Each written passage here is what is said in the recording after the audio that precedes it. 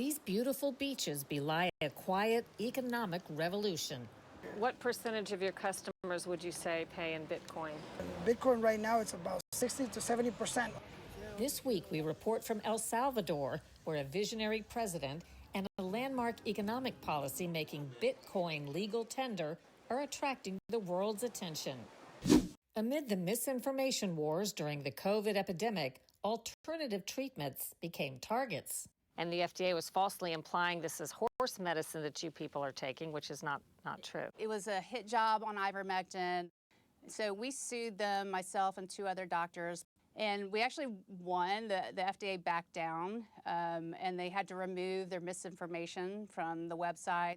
We take another look at ivermectin and the effort to allow over-the-counter access. Both the immigration and their suicidal energy ideas will be the death of Western Europe.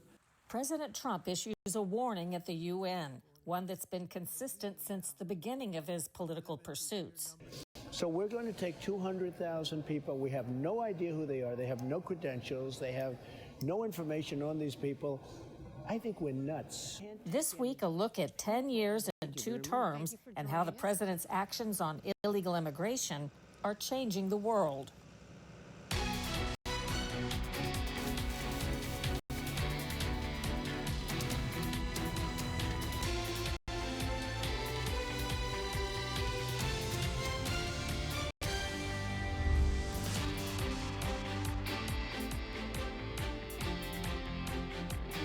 Welcome to Full Measure. I'm Sharyl Attkisson.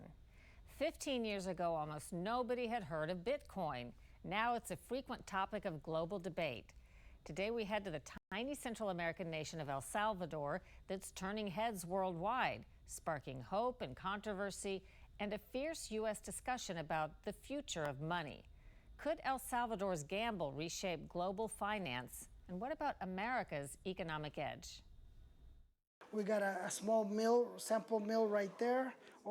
Jorge Cruz Rubio runs Chorrito Specialty Bit Cafe Roasters, a coffee shop featuring his homegrown Salvadoran blends. Wonderful coffee. This is Pacas semi-washed. He also owns a mobile Bit Cafe truck. What percentage of your customers would you say pay in Bitcoin? Bitcoin right now, it's about 60 to 6 or to 7. Here at this precise location where we are. 60 to 70%. 60 to 70%, of which a good 40% are international folks visiting El Salvador or relocating to El Salvador. He says his businesses and 3 farms are all in on the promise of Bitcoin. No bank fees, no middleman, no taxes, no regulation. Okay. Making his coffee taste like freedom. People will see if Chorrito can do it with this little streetcar, anybody else can, and you don't need a bank. This is where you bypass American Express, Visa, MasterCard. And the fees. And the fees. Few would have predicted that El Salvador, a country emerging from decades of civil war and gang violence, would be first to adopt Bitcoin as legal tender. President Bukele made the announcement in Miami in 2021. Next week, I will send to Congress a bill that will make Bitcoin a legal tender in El Salvador. He promised his country that Bitcoin would provide a path to economic independence while attracting foreign investment and tourism. A key challenge, how to get the people back home, where 70% don't even use a bank, to adopt an e-currency few fully understand. The answer starts up this path, leading to the modest headquarters of El Salvador's National Bitcoin Office.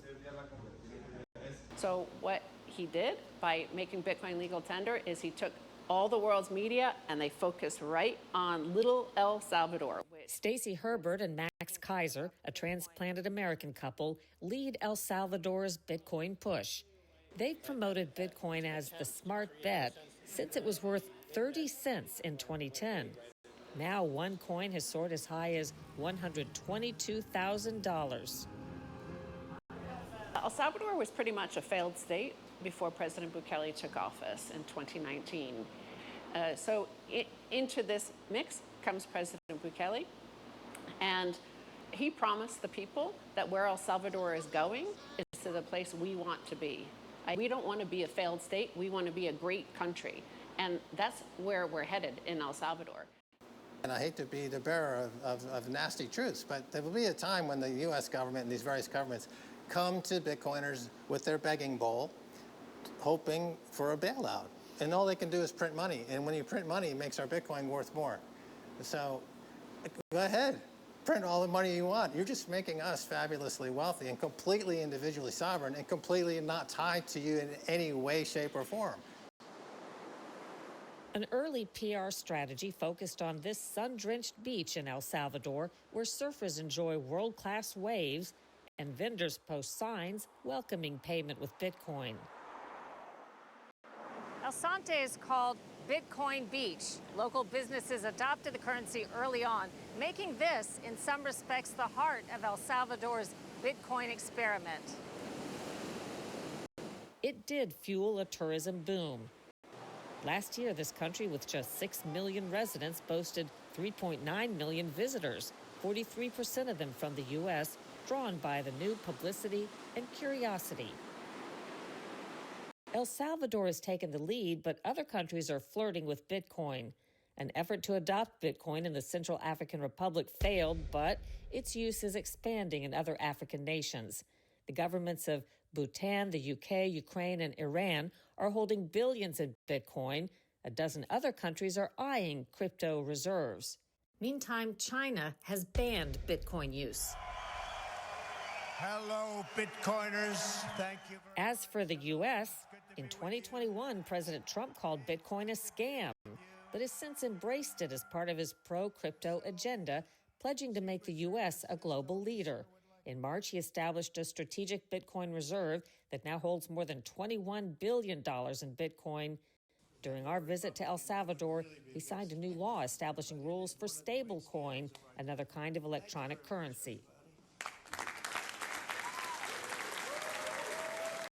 Have you spoken with anybody in the Trump orbit or President Trump himself about a strategy, or has anyone reached out to you? We recently met with the executive director of the crypto for President Trump. I have very high hopes for the direction that the United States is going, should, of course, any of the opposition not prevent economic liberty from thriving in the United States. For all the hype, there are many critics. Government gave away a lot of public money to invest in this project, and this project failed. Lawmaker Claudia Ortiz is a lead opposition voice in El Salvador. Bitcoin as like a novelty that attracts some people to El Salvador to witness how was this experiment going on, how did it work.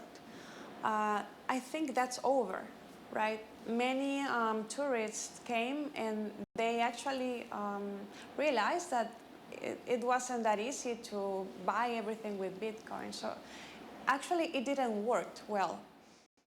El Salvador's Bitcoin bet has also drawn pushback from the International Monetary Fund, or IMF. The global financial aid group held back crucial loans after the country adopted Bitcoin, calling it risky. Critics called it pressure to favor traditional banking. In February, they struck a $1.4 billion bailout deal, but only after El Salvador agreed to halt Bitcoin buys for more than 3 years and make other concessions to curb its crypto ambitions. A lot of people criticized the strategy of using Bitcoin as an official currency. They reported that the president here has stepped back from or backed off of or stepping back from Bitcoin. What do you say about that? I run the National Bitcoin Office for President Bukele, and I can tell you for 100% that we have not backed off Bitcoin in any way. We have the world's first strategic Bitcoin reserve. We're in the top 7 countries in the world with Bitcoin holdings. This is from a country that was a failed state only 5-6 years ago. That's how you can transform that fast with Bitcoin. It's just ridiculous to think anybody who hasn't been here to El Salvador would have any commentary to make about what we're doing with Bitcoin when they barely understand Bitcoin itself. If success is measured by how many use Bitcoin and how many businesses accept it, then El Salvador's Bitcoin experiment has achieved modest gains. One survey pegged public usage at just 8% last year. For Rubio, it's not about mass adoption. Bitcoin is a symbol of freedom from banks and government oversight. He pays this employee in Bitcoin, no income taxes that way, offers discounts to Bitcoin users, and is teaching his peers how to use it. Okay. Now I'm proud to say that I'm able to influence my providers. For example, the people who bring me the water, if they want me to purchase water from them, they have to accept Bitcoin. The people who sell me different items, the mugs, anything, has to accept Bitcoin. Not everyone's riding the wave, but for Bitcoin backers, the rest of the world faces a choice: join the financial revolution or risk getting wiped out. I think it was Safdin Ammous who wrote the Bitcoin Standard, who said Bitcoin is like gunpowder. So once gunpowder came around, either you adopted it or you were adopted by countries who adopted it. Yes. It's that much of a defining change in global geopolitics. So either you've got it or you're going to be relegated to the dustbin of history. Based on today's value, it's estimated El Salvador's Bitcoin investment has nearly tripled in value.